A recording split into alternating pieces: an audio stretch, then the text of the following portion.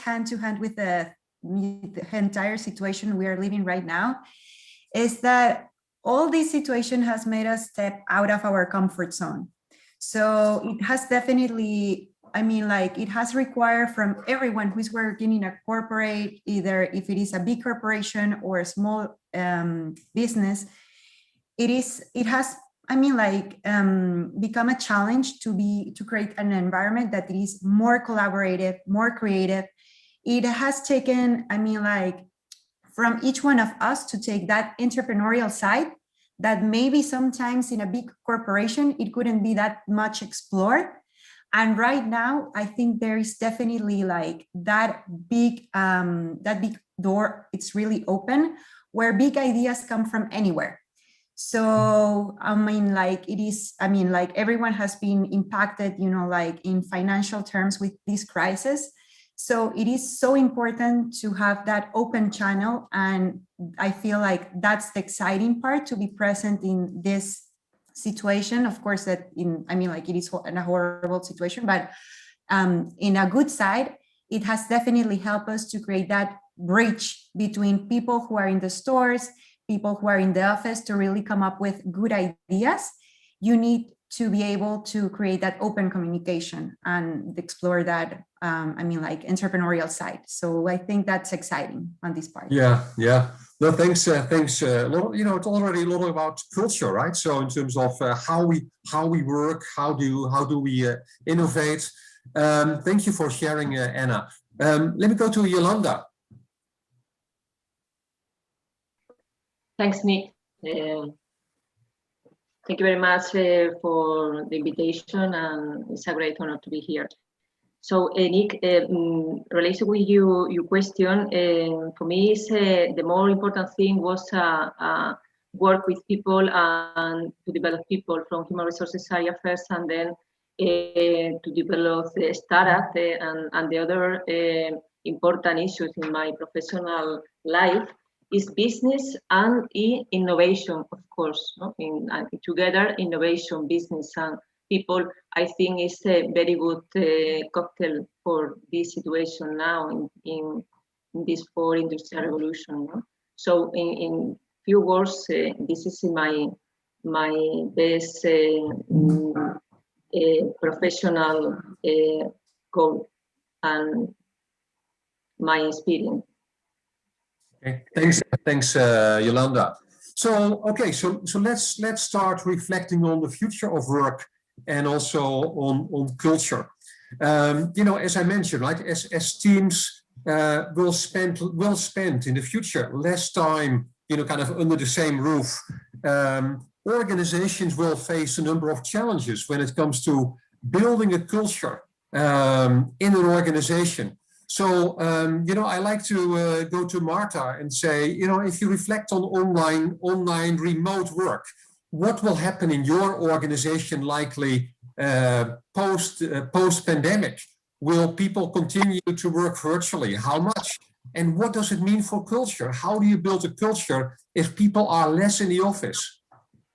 It is super challenging, Nick, to be honest. I helped in a project with the founders of N26 about 2 weeks ago on improving the engagement on the Barcelona office, for example. We have here 2 amazing floors with capacity for 200 people. We've got a ping pong table. We've got, like, you know, an amazing theater. I mean, you guys should come here. You know, our office is just amazing. And yet it's so empty because people are working from home. So, you know, we will face this challenge of, you know, once things get back to normal little by little, and I don't think that we're going back to normal as it was before, because I think that there's so many things that will stay like this for the good and for the bad. So the question is, how do you get people engaged back again, right? And what we did is we actually surveyed some of the people who were indeed going to the office on what they liked on going to the office. And, you know, the coffee, the morning chats, you know, all these things that, and particularly that we have in Spain that we all love, right? The human contact. That's something that all of them said that they loved. On the contrary, some of the people that are not interested in coming to the office, some of them were actually engineers. they thought that they work better home. They're, more focused. If you're coding, for example, you don't need noise, you don't need like the coffee chat, you're better home because you're just like more focused. So if, to be positive and to be optimistic, I'd say that if flexibility stays here after or throughout COVID, because I don't know if there's going to be an after COVID, but I should definitely say that flexibility is the good thing that should stay. And if you feel that you have 2 days of meetings back to back and you prefer to be home, stay home. But if you have the feeling of like, going for coffee and like being with your colleagues and sometimes for meetings, for brainstorming sessions, there's certain things that are better done in person. So as for example, what we're doing in terms of policy, Nick, to be more precise, is we will be doing 3 days at the office, 2 days at home, and people would be able to kind of combine. And of course, depending on the roles, right? Me being the general manager, it'll be difficult for me to be home all the time because I have a lot of interaction with many members. But for an engineer that's coding, well, then I guess we will be a lot more flexible and we'll, let him be home because he's more focused home. Yeah. So thanks. So listening. So it's about, it's about flexibility, and there are preferences for people and who can work easily remotely. And there are people who really value being together, and some kind of work is also powerful to be together. If I ask Anna, if you reflect on your organization and also thinking about the future of the office, right? So what will change in terms of office when people come together? What will be the similar or different from the current situation? Well, for me, I am totally agree with everything that Marta said. I mean, like in my perspective, for me, 2020, we basically had to challenge with the myth that you must be in a physical working environment to be productive. And we also had to deal with the fact that work only happens from 9 to 5. Mm-hmm. And part of that flexibility is that, I mean, when you ask people how are they dealing with work, they are basically telling you, I mean, like most of the people that I know, that they either are struggling to find a balance between working and personal life, or on the other hand, they might not be commuting, but they are working longer hours at home. So back to your question about how to create culture, I feel like that definitely goes with a change in the management style leaders and managers should have in their teams, because we have never lived something like this before. And now I feel like for people who are managers and are handling teams, is to come up with a coaching style that it is like almost like super close to having strong emotional intelligence skills that definitely helps to build emotion and be enthusiastic about the brand, about the execution of ideas, but also about having that virtual trust, because that working remotely, it really, like distances people. But on the other hand, you have to trust the team that you are with, and they have to be comfortable, like by living in this situation.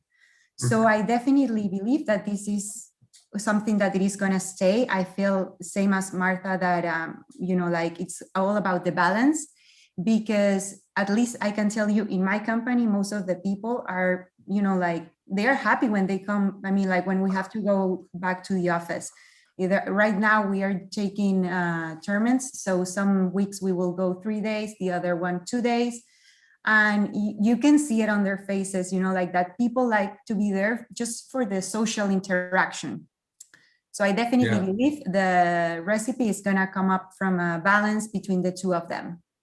Yeah, well, thank you. Yeah, so it also goes back to, people like to belong to something, right? So, and if you're just belong to your laptop, that's kind of limited in a way. We are human beings and we like to socialize in a sense, right? So, and it gets me to Yolanda.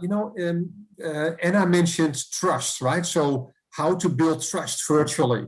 And also what I've mentioned before, how to build culture in a remote, remote working environment. Any thoughts on that from yourself? How to do that? So, the culture of the company is based on the all employees. So it's like a family, no? So there are different rules and behaviors and values together, and that's from human resources we support and align with all the employees to identify these values and this best practice and behavior. No? So there are different initiatives from marketing and from training and coaching and mentoring and etc. No? But in general, thinking about the culture and the new culture now in the future of work, and I would like to identify some different issues to consider. So because we make more and more decisions based on values and purpose and lifestyle as employees. And in 35 or 40 years of work, a person plays different type of jobs, not only in a corporate, I think. No? There are working in a corporate environment, but as a freelance, an entrepreneur, and teacher, etc., and the others. So we are different identity as professional now, and in the future of work and near future more. No? So this identity as professional is as a person is all changing because the branding of the company is important for employees, of course, but it's also important to be a co-founder or to be good expert in the emerging technology, for example. And the concept of professional identity has changed. That I say that is now hybrid, and this is very important because we are digital too as employees. So also integrates personal identity and professional identity too. So this is a very real new culture now for all the organizations. So we are at home, and the workplace are not just the company. The company is our home and our personal life too. So the identity, I think, is changing, and this is very important for the motivation of employees and people, and engage people too to the professional project. Yeah, thanks. There's a lot about leadership. It's about leadership engagement. You talk about what people are doing, meaning, and I will get back to that actually in terms of when we talk about the what in terms of the future of work. What will be different. But thank you for the insights. Another lens on the future of work. It's culture. It's like where we work, how we work. And then it also gets us to organizations, right? And I think what's so exciting about the future of work and where companies are today is that we can work very differently from the past, and that gets me to organization structure, organization design, and how to be more agile, nimble. So can you say something about it, Marta? In your organization, you are N26 is a modern organization. So can you say something about how do people work together? How do you kind of move away from the rigid top-down, so many layers organization chart? Sure. So, our story, Nick, has been kind of like a success story. We are a bank, we're a German bank founded 6 years ago by two Austrians. And the company now, 6 years later, has 1,500 employees, 7 million clients around the globe. We are present in 25 countries. It's just crazy, right? I mean, it's the type of story that you guys would study at IE. So, something that and my background, not to extend myself too much, but I have 15 years of experience in traditional banking. I worked, out of these 15 years, I worked 12 years at JP Morgan, which is the example of the traditional and rigid and, more kind of like corporate culture and corporate world, Wall Street, New York City, and then, of course, global bank that's second to none in terms of corporate image and corporate culture. Some things that we do at N26 that when I joined the bank 3 months ago from JP is we work on an agile environment. And, some of the meetings that we have, that is something that could be, that I was totally unrelated to. Some of our meetings are just like standing up, right? Like I would never think about this at JP, like having stand-up meetings. We do this all the time here. Of course, presentations, we of course work on a collaborative environment in which we use the Google framework. So we use Google Meets, we use Gmail, we use Google Slides, Google Excel. We don't use Microsoft that much. And this might sound too obvious for everyone, but it was not for me. The fact that I have a meeting, for example, tomorrow here in Barcelona with my engineers that do payments. The presentation is not finished yet I sent it to my team. I sent it to the payments team, and my team in Madrid is actually finalizing that presentation.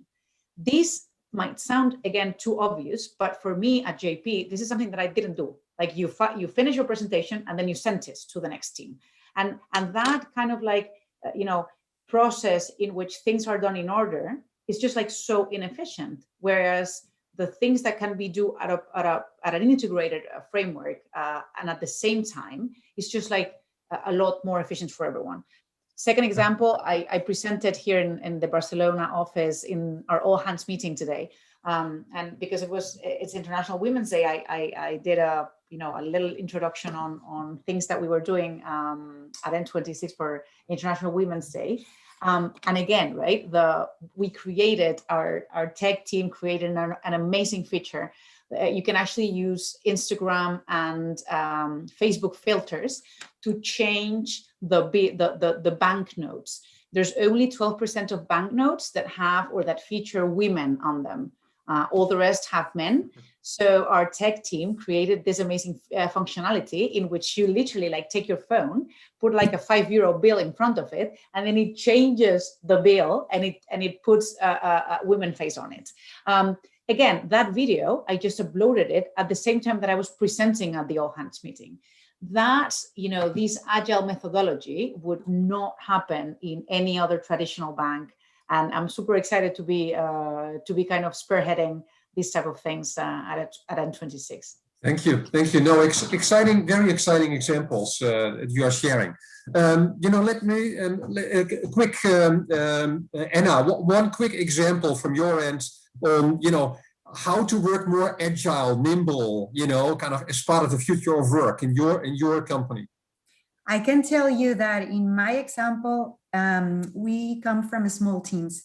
So at the LVMH, it's basically, like collaboration, like since day number one. So with this whole situation, I just feel like we have become closer to each team. So whether I need something from training or PR or whatever, like department, I can just go straight right away. And it is also about that mindset where where people are open to make things happen. So, like the majority of people who are in there, it's basically that they want to come up with different ideas and make things happen. And just a little example, someone was asking about how to create community with all these situations. So for example, it was super funny because Givenchy's fashion show was yesterday in the evening. And for example, on Friday, I received a box. It was a surprise box that it was filled with, like things, like in the French way, like macaroons with our logo and a kit to do some drinks while you could watch the show. So, like that really invites you that, like in a Sunday night, like you're going to watch something fun, that it is work related, but at the end, somehow you are getting people to get connected about what the brand stands for. So for me, like those examples about creativity and looking for different ways, it's just about being open and being proactive to make it happen. Yeah, no, thank you. The terrific examples. It sounds also very, very exciting. I take one question from the chat. A question from Juliana. I want to pose it to Yolanda. This goes back to culture. So what are companies doing on community building? How to make sure that people have a sense of belonging if they work remotely or hybrid? Any thoughts on that, Yolanda? Well, I think the environment is completely changed, and the rules in the labor market is not the same. No, in the future, this situation is changing more. No, I think in this labor market there are different positions. That I said before, I work in a corporate for 20 years. But then I involved in ecosystem, a startup ecosystem, and I think I would like to consider all the labor market too. No? So in this situation, the most important thing for all the employees and to work in this agile environment and to engage with the projects and the professional projects is to incorporate reskilling and upskilling as part of your way to live. It's a new way to live, not only a new professional experience. And this is very important to understand for everyone, no? Because I think that's the most fundamental skill is intentional learning and career advantage. So for all the employees, they are very big conscious about that. That's is a new concept of work, and this includes intentional learning and career advantage. And the new culture these employees have the responsibility to design your own career path, and this is new, and this is a good responsibility, but obviously have more risks to manage your own career, no? But yeah. I think this is the reality now, and it's important that everyone know. Yeah. Thank you. No, you're basically, you're referring to already to careers and kind of having different kinds of workers actually who are supporting organizations. And the old model was everybody was employed. Then you got a layer of people who were kind of contractors. And what we are seeing actually globally is that you get a couple of layers. You get a layer of people are full-time working. There's a layer of technology that will do work. And then there are layers of all kinds of people who work part-time on a contract basis, kind of on a gig to support, organizations. So just on this topic, I want to invite one of the panel members who would like to say something about your workforce. If you look at this picture on the screen, who say, yeah, that's us. We have been moving towards that. More flexibility, different kind of people. Anyone? Anna or Marta? I think I would like to answer it. Yeah. Thank you very much. So, the most profound and lasting change, I think, a deep shift in the structure of this economy and the labor market is the acceleration of the digital transformation of fields and rise of gig work, the consolidation of a large firms or big company, and this start the rise of division in the market workplace. Well, one hand, the rise of e-commerce, for example, is accompanied for relative increase in precarious warehouse, packaging, and delivery job. On the other hand, is highly paid digital content roles on the other. The labor market changed in this situation. And a very important issue to consider for organization and for employees is build win at work, because it's the key to as part of the compensation package and the work condition. Yeah. Thanks, Yolanda, for sharing this. I like to give another lens on careers. This is kind of, the traditional career model is changing very fast. Let me go here to Anna. So Anna, if you look at your company, right? So can you say something about careers? Are they still, kind of bottom up? Or indeed, can people move into different roles? They become a manager at one point in time, then they become an expert again. So can you say something about your philosophy in terms of, careers in your organization?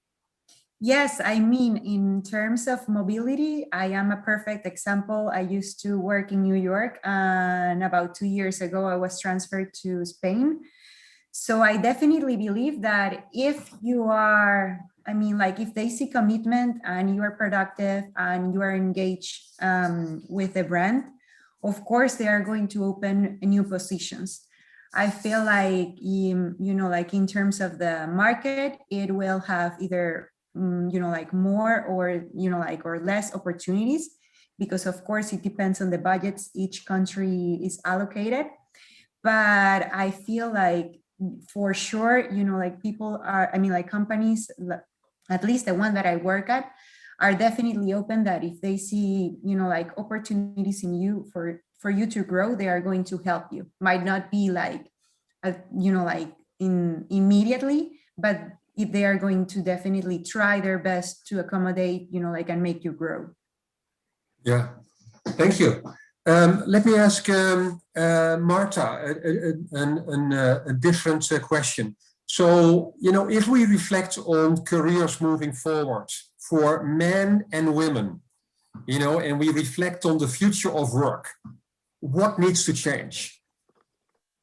So not a question for your organization per se, but more in general, right? General. What do you think needs to change, in terms of making sure that, as you know, like globally, unfortunately, there are not enough women still at management, senior management, executive positions. And if you look at, the number of women attending university, it's most countries higher than men. To be honest, women perform better academically than women. And still, if you look at the workforce in many countries, there are still less women represented in all kinds of leadership roles. So what needs to change? Yeah, I'd say, two things I'd like to tackle. First of all is the lack of women in certain positions like engineers, architects, all science-related professions lack students, that study bachelors, more technical bachelors. So if I was 17 years old, I would clearly not study business. I would clearly study engineering, because I would for sure know that I'd have a role for me in the near future. So on that sense, I think that many students should feel related. So when they decide what career they're going to study, I would definitely encourage everyone to talk to someone who's 5-10 years older than you are, just to understand what that person does, right? Because maybe, like you would not like what your boss does, then you could clearly change companies, because if you don't see yourself in 10 years where your boss is, then you just switch companies. Same thing with your career. If you study business or if you study law, and you talk to someone that's 10 years older and you don't see yourself there in 10 years, then just switch. So on one side, encourage women to study more technical bachelors. And then on another topic, Nick, when you were referring to leadership positions, I mean, we've come a long way. I tend to be optimistic on the number of female leadership positions that there currently are, right? We've got a lot of examples of women in leadership. We've got Christine Lagarde, we've got Ana Botín from Santander, we've got Jane Fraser from Citigroup. There's many women that made it to the top. So I tend always to be positive. There's a long way to go still. I'm not going to say that there's no inequality. I'm not going to say that there's not unconscious bias, which I find very challenging. And this is something that we should all work together to avoid. You know, we all have sisters, we all have, you know, a mother, a grandmother, we all relate. And these women empowerment, it's just this word that sounds too big, and then we don't, like, sometimes we just don't understand what it means to empower a woman. I literally Googled it this morning, empowerment. And the definition of empowerment says, give more confidence and strength to do something, often by enabling control over a situation.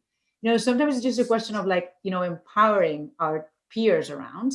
And sometimes you have to empower yourself, because sometimes just like you think you can't make it and you can. So there's always different timings in your life.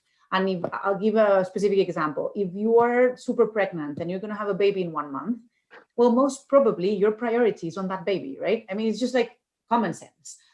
Like if a guy wants to run a marathon, then maybe his head, instead of in coding, it's in that marathon. So I'm just polarizing with this random example. But what I'm trying to say is that there's a need to empower ourselves on different initiatives, but there's also the peace of mind that your timings in life should also have a say, and you can stop and you can just, like, you know, put or take your foot out of the accelerator and you know, bring down your career, because then maybe in 2 years, in 1 year, you'll just live stronger. Yeah, thank you. One insight from Yolanda on, you know, what needs to change. You know, if you look at the future of work, men and women, you know, in the workforce, what are your takes on that? Well, I think it's an opportunity for women. This is an opportunity because in this environment, data, speed, and reinventing yourself, and managing emotion and communication skills, even having sensibility to integrate sustainability, I think is a very important and involve key elements and competencies and skills very typical from women. So women have this competency and leadership based now on emotional and social intelligence. So that can be another competitive advantage for women. But the important thing is that the women know, and it's very important that the women think big now. Another very important issue is that in this collaborative environment, it's very important that the women to be part in women's network. Is very important. And I involve in different academic research and publish a book relating with this issue. And as well, a professional, and she has a must to be involved not only in women's network, that's in professional or sectorial network too, to develop the executive career is necessary. And men and better positionings in decision making and network and key position. For that, women have to develop their career and executive career and incorporate this career path or this network as part of this project. No? And another important issues I think is that the women have, according to the OCDE report on the role of the women as inventor and developer of innovation, these are growing evidence that the greater gender equality leads the greater business innovation. And this is an opportunity to be an entrepreneur. And this is a very interesting career for executive and women leaders too. Yeah, thanks Yolanda for sharing your insights on the careers. So I think what's fascinating is that if you look at careers today, you know, people are joining the workforce, let's say this year, are likely to be in the workforce for 45, 50 years. because retirement has been pushed out globally. So we have a wonderful long career, and we can do a lot of different things. And of course, the question is, how to stay relevant in the workforce, because the world is changing very fast, massive disruption. According to the World Economic Forum, every single person needs to upskill or reskill himself in order to stay relevant. So, let me go to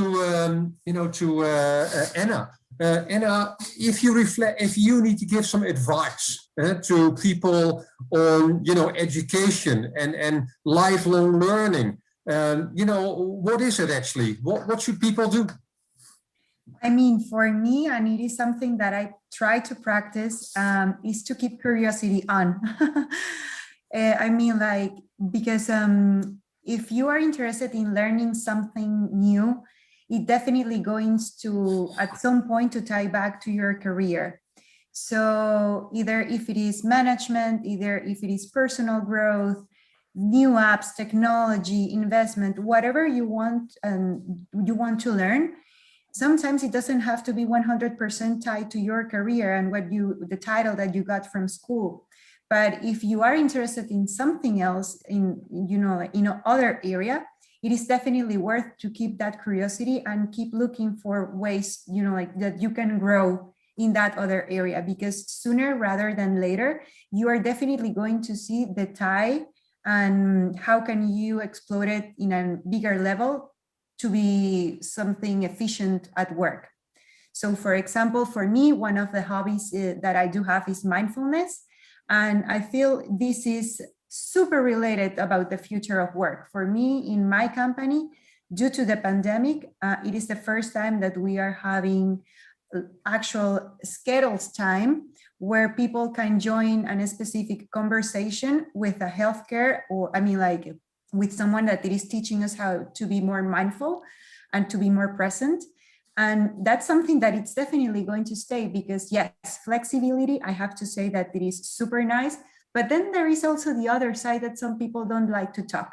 So for example, I was watching some news today. I live in Spain, as I mentioned before, and they were saying that recent studies are showing that 43% of the population are suffering from anxiety and depression rates. And that definitely got duplicated since March 2020. So that's something that, we also have to address, and the future of work, it's definitely going to go towards more that being conscious and part of the culture.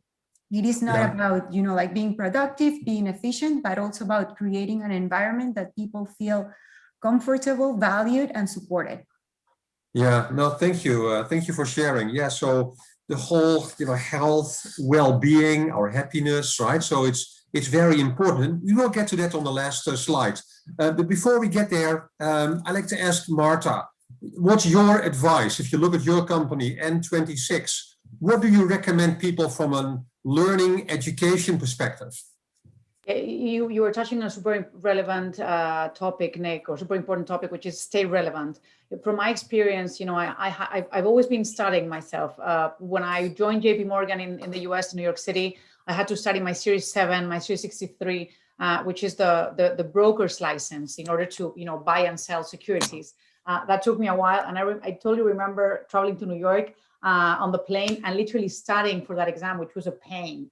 Then I came back to Madrid, and then I was required some regulatory exam for the Spanish market. Then, I took an amazing course from IE on hacking exponential growth that has helped me a lot on my current position. So I would definitely encourage everyone to stay relevant. And as Anna was saying, sometimes staying relevant, I just said so many examples from my career that had to do with my current profession.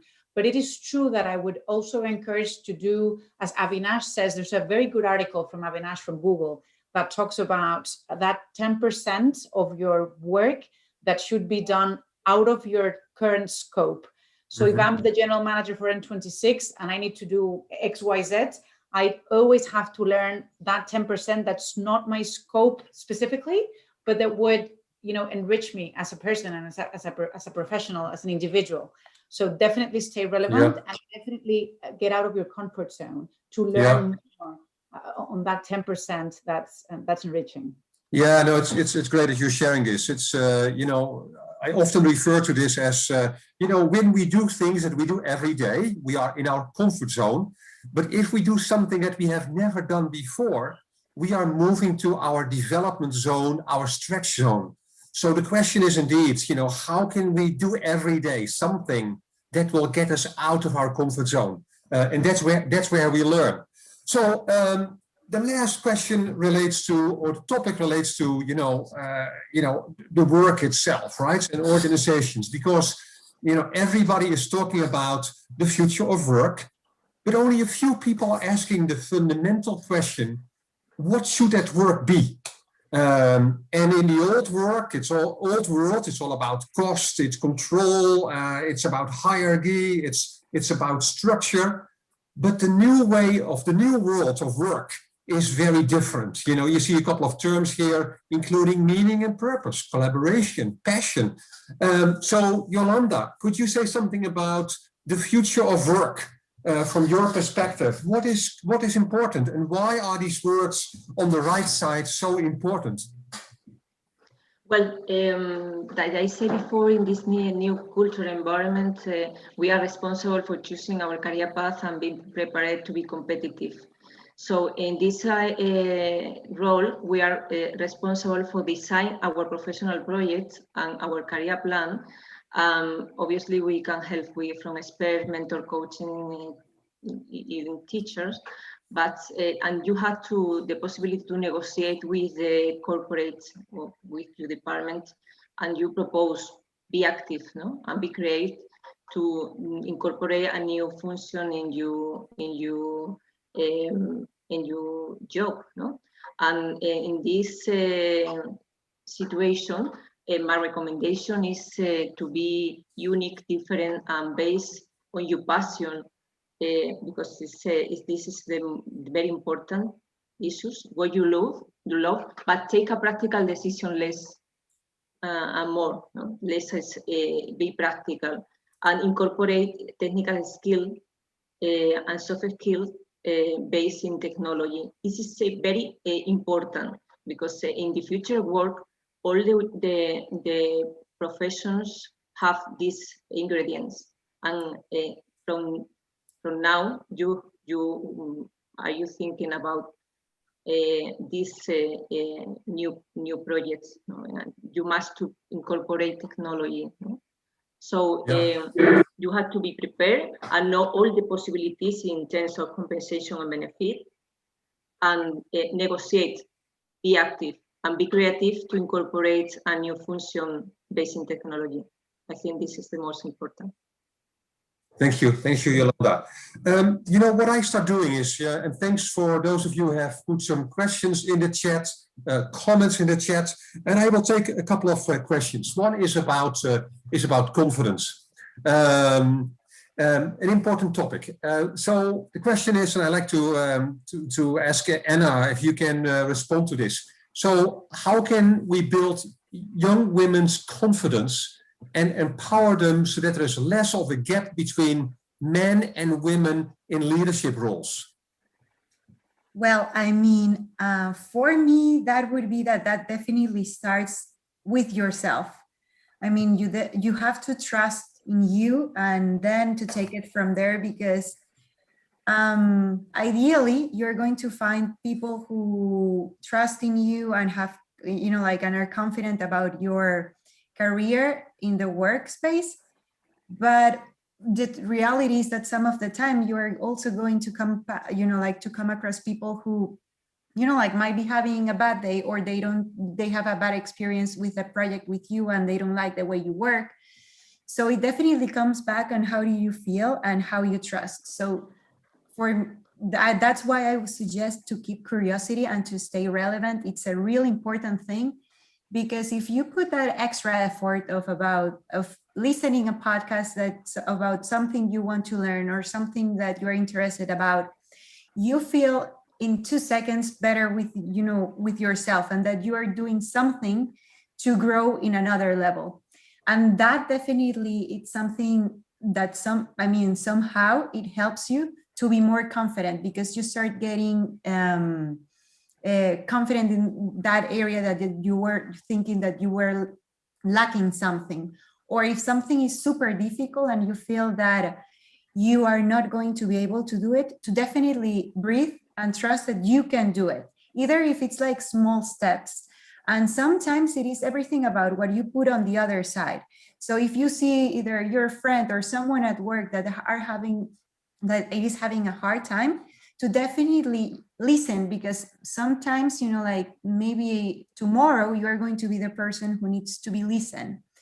So I feel it is all about being more human, and empowering. And that most importantly, that once you are in the top, to don't forget how you feel when you were starting in that position, because I feel that sometimes it is difficult because you want to get things done, but it is going back and getting into someone's shoes and the way that you started too.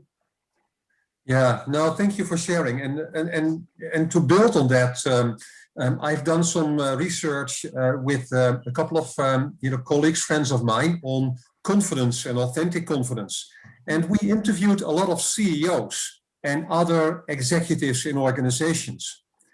And what we learned is that every single person, no matter who you are, no matter in what kind of role you are, has moments that self-confidence is not always 10 out of 10.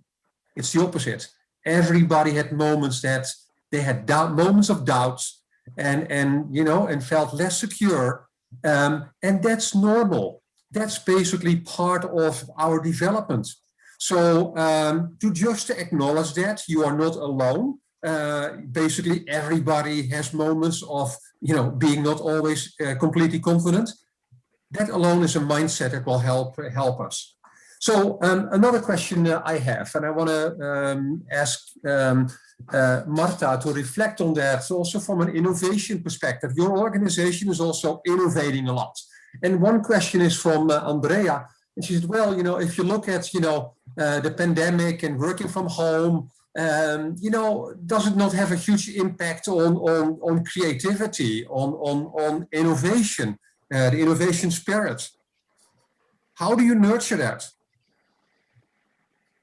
Sorry, so how do you nurture innovation? Yeah, innovation. If people work from home and during this pandemic, so how do you make sure that you keep innovating in your organization? It's difficult. It is a huge challenge. And, you had to see me the other day. We did, we were doing a workshop. And it was, we started using Post-its. It was like, design thinking methodology. And some of the people were actually home and some others were present in the office. So we created a hybrid model in which we did some Post-its, physically, and then the rest we did them through like little notes, on our computers. So, you have to just think out of the box and come with good ideas on how to innovate. But sometimes it's difficult. Okay, thank you. Another question here, let me look, Andrew, he said, besides not going to the office, well, what has been the biggest challenge from this pre to post-COVID in work? So, Yolanda, any thoughts on that? What has been the biggest challenge for people when it comes to working in this, kind of during this pandemic? Well, I think there are a new concept of work on the workplace because it's hybrid now and in the future, no? Because the COVID-19 changed our mind, no? And in the middle of the fourth industrial revolution, digital processes, I think this is create a new concept of work. It's a hybrid, and I think I can see that the employees negotiates or human resources departments propose the employees work some days at home and go to the companies a few days. Mm-hmm. And this was incredible, no? So, and this is, I think, is the future. And in my case, we are in a project with 100 investors now, and it's 100 digital company before COVID-19, and we are a very innovative organization, no? That is a business angel association for investors. So for that, our projects and our organization don't change anything, no?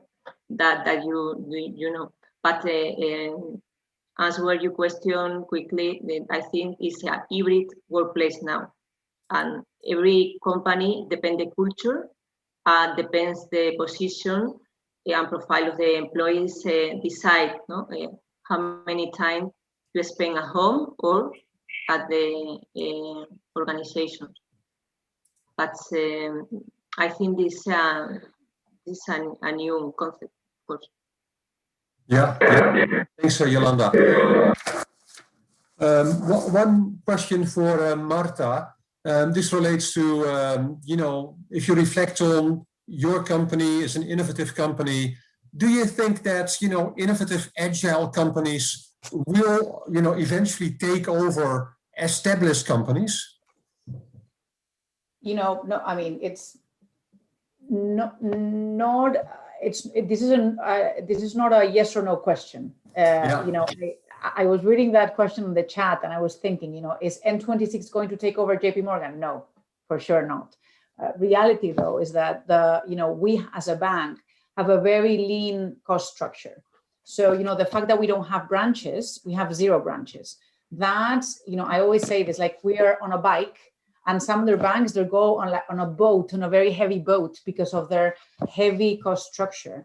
Are we going to take over all the traditional banks? No, I mean, I wish, but I don't think so. The thing is that these traditional banks have a heavier legacy on a lot of things, heavier legacy on tech, heavier legacy on branches, heavier legacy on people even. And the way the organizations work make it you know, optimistic for us to succeed. But you know, I wouldn't say, it would be too patronizing to say that a bank that like N26 would take over a huge bank like JP Morgan that has been working for decades. Yeah, thank you. So we are close to the hour. Actually, I want to do one last round and a very quick answer on one question. So for the audience, any career advice, you know, you have for anyone on the phone when it relates to the future of work? I'd like to start with Yolanda. One thing that people need to think about. I think it's doesn't care the type of profession or the where you are. I think it's very important. Be unique in the labor market. Be curious. Be active. For your curiosity, and design your own products in the labor market. You have the responsibility. So that explore new opportunities continuously, emerging technologies to adapt your profile, looking for people and ideas that inspire you, and develop your emotional and social intelligence. This is the best skills, and of course the self-leadership. This is the real leadership model. No? And this is it's not easy. You have to design your career and your action plan, no? With these elements, I think. Thank you. Thanks, Yolanda. Let me go to Anna. You have 1 minute, Anna, and then give it over to Marta. One thought. What should people think, do when it comes to the future of work, their careers? For me, I am totally with Yolanda. Work, I mean, any amount of time that you can in emotional intelligence. There are so many things out there that they're completely free, that definitely it's going to help you in personal and in the professional side. And then if you can do it, definitely pursue something that you're passionate about, because, you know, stress is going to be there, you know, any amount of different factors. So definitely picking something that you definitely are passionate and motivated, it's going to help you, and go for the extra mile. Sometimes we are so tired and we want to give up. Do not give up. Go for that extra mile, because that definitely it's going to pay off, especially for people who are starting a new job or something. Sometimes it is as stressful as it is to learn so many things, new things at the same time. But you can notice, and when someone wants to do that extra effort, I mean, you really know that you can count with that person. No, thank you. Thank you. Well said. And I know this always makes it harder for the third person because much has been said already, but Marta, still for you the last minute. Yeah, I'll be sweet and brief and sweet. You know, talk to people around you. Just you need to know where you're going. So talk to people, have coffee chats. You know, have dinner with people that interest you at a professional level. Study and live abroad always. Like it just gives you so much insights. And thirdly, stay relevant. Always stay relevant. Okay, wonderful. Thanks all the panel members for your contribution today. Thanks all of you for joining. I hope that there are a couple of takeaways from the session today. There will be more sessions today and tomorrow. So enjoy all the learning and you know, look forward to connecting with you on LinkedIn. And I think that the same applies for the panel members today. Wish you a lot of success and have a wonderful evening. If it's a beginning. Thank you, Nick. Thanks. Thank you, everyone. Thank you so much. Thank you. Please remember to join the next panel. There will be speakers from HBO, MasterCard, and Artian, and also Zapiens. The link is